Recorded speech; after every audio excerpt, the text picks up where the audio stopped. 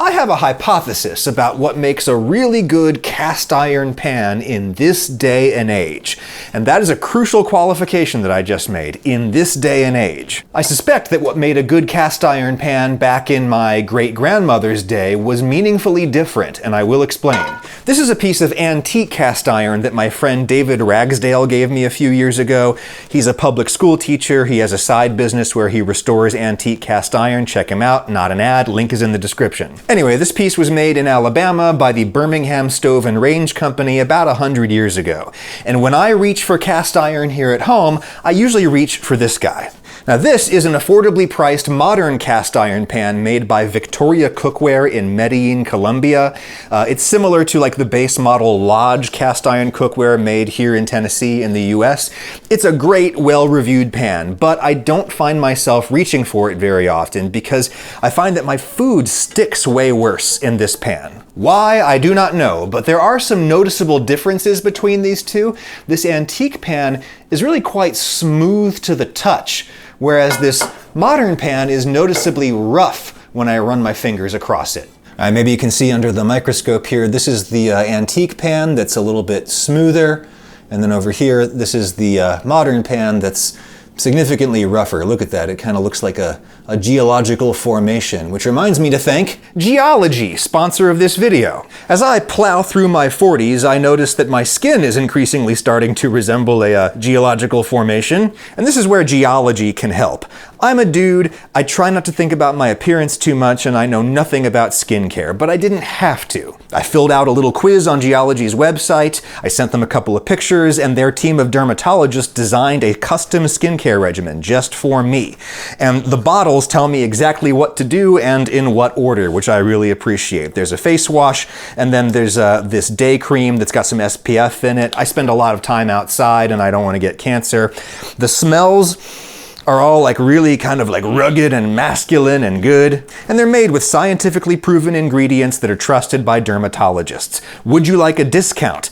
How about 100% off? Seriously, it's a free 30-day subscription trial set with my QR code or my link in the description. $50 worth of product, all you gotta do is pay for the shipping.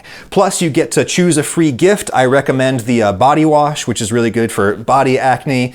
100% off your 30-day trial set with my QR code or the link in the description. Thank you, Geology. Anyway, cast iron. What exactly causes all these little bumps on the surface? Well, think about why it's called cast iron. Rather than being stamped or forged into shape, this was cast, meaning that they took some molten iron, mixed it with some additives, and they poured it into a mold. What's the mold made out of? Well, you need something that's pliable, shapeable, but it also has to be extremely heat tolerant, so sand. The molds are made of sand. The bumps are what's left by the individual grains of sand in the mold. How do you make a cast iron pan smooth like this one is? Well, I suspect one answer is just you use it a lot every single day for years and years and years, and gradually you wear that surface down. You can also use various kinds of grinding wheels at the factory to grind it down smooth. Is this old pan smooth because it was ground down or because it is old? I have no idea. I only know that the smooth one tends to stick to food less.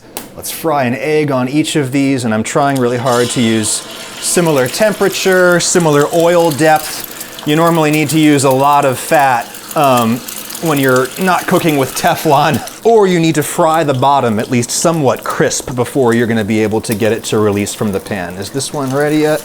It's okay. Woo! This is the smooth old pan. Let's see if I can do any better on the rough new pan. And this one is going to be even worse. Oh man.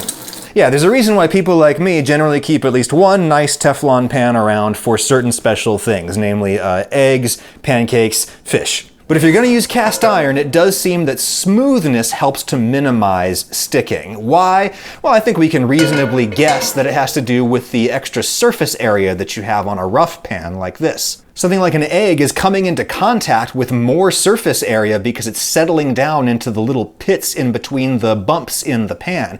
And indeed, those pits may serve to kind of trap food and make it hard to get your spatula under it. And of course, I am not the only person to notice that smoothness helps to make cast iron less sticky. And so now there's lots of high-end, high-price modern cast iron manufacturers out there who are putting in the extra work to mill their pans smooth, though I have never seen it done to this extreme before.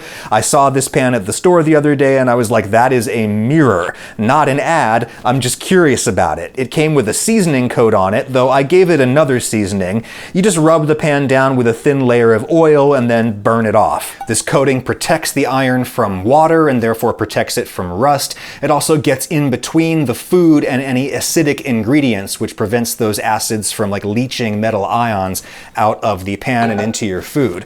And it's nothing compared to Teflon, but this seasoning coat does have some non-stick properties to it. This crazy smooth pan is hot, it's lightly seasoned, the oil's in there. Let's go ahead and try frying an egg in here and see if I do any better. It's a fair test. I've gotten the bottom a little bit crispy like I did the other ones, and let's see if we can get in there. Oh boy. Hey, not perfect, but better.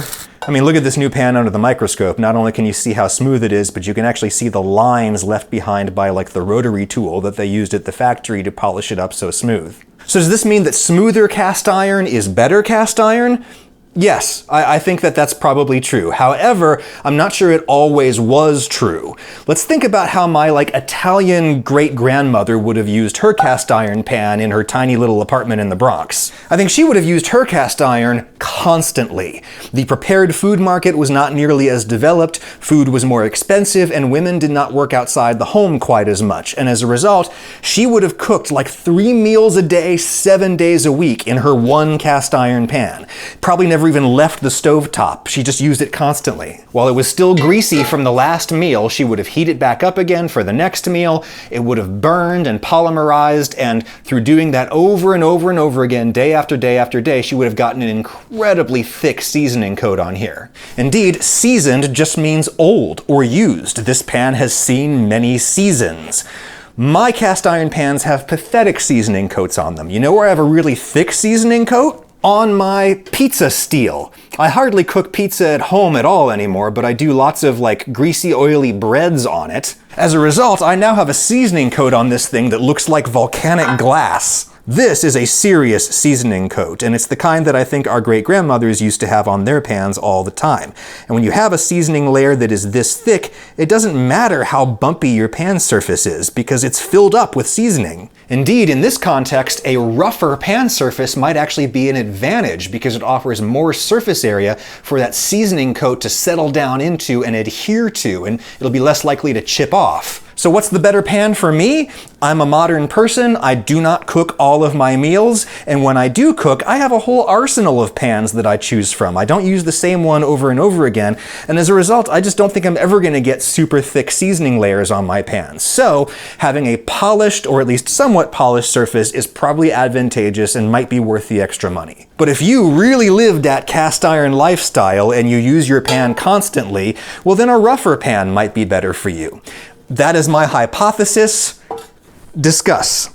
Oh, and why don't I make pizza at home anymore? Well, because I have a commercial pizza oven to play with. The Ragusia pizza is now being sold at Status Dough in Farragut, Tennessee. Status is a donut shop, and we actually use their old yeast donut dough to rise our pizza dough. It is different and awesome. Pizza hours are 3 to 9, Wednesday through Sunday at the Status Dough location in Farragut, Tennessee. If you're in the area, go get some and spread the word.